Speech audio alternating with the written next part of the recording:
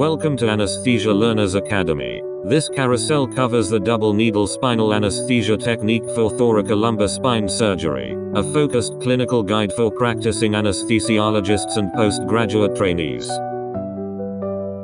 Why do we need a double needle approach?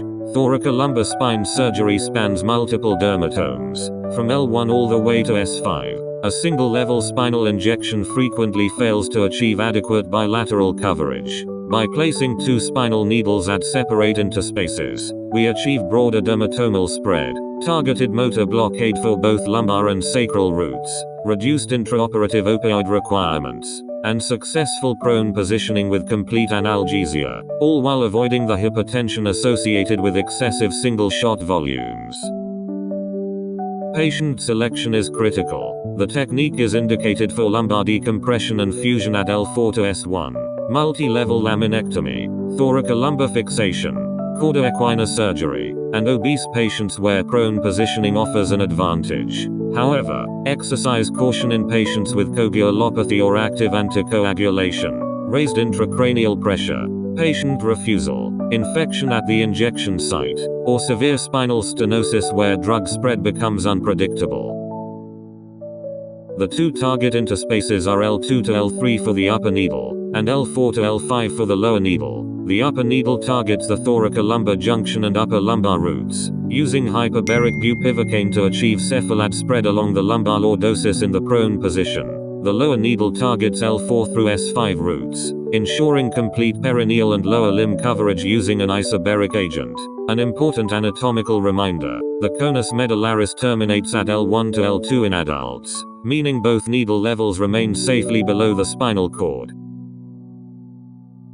For equipment, you will require two 25 or 27 gauge pencil point spinal needles, two 21 gauge introducer needles, a sterile drape with povidone iodine preparation, and a fully stocked resuscitation trolley, which is mandatory. For drugs, the upper needle receives hyperbaric bupivacaine 0.5%, 1.5 to 2 milliliters. The lower needle receives isobaric bupivacaine 0.5%, 1 to 1.5 milliliters.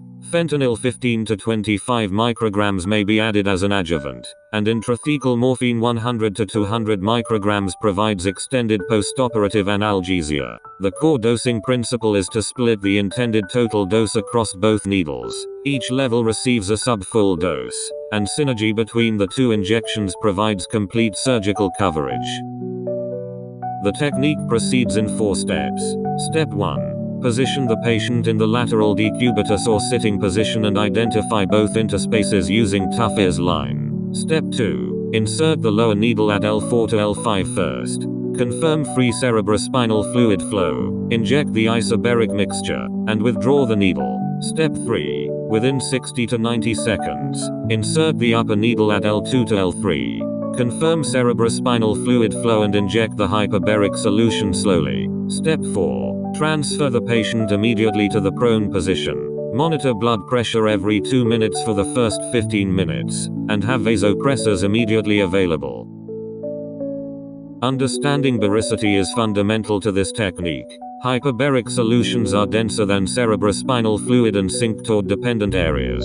In the prone patient, they ride the lumbar lordosis in a cephalad direction, providing thoracolumbar coverage from the upper needle. Isobaric solutions are position independent and spread symmetrically from the injection point, reliably bathing the sacral roots from the lower needle. A critical consideration: if the operating table is placed in a flexed prone position, the lumbar lordosis is reduced, which may limit the cephalad spread of the hyperbaric agent.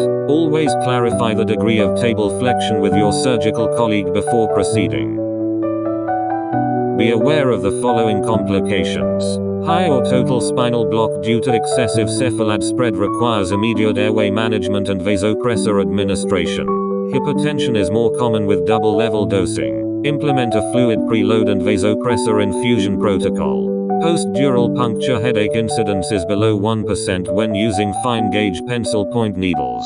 Unilateral block may result from incorrect bevel orientation or patient positioning.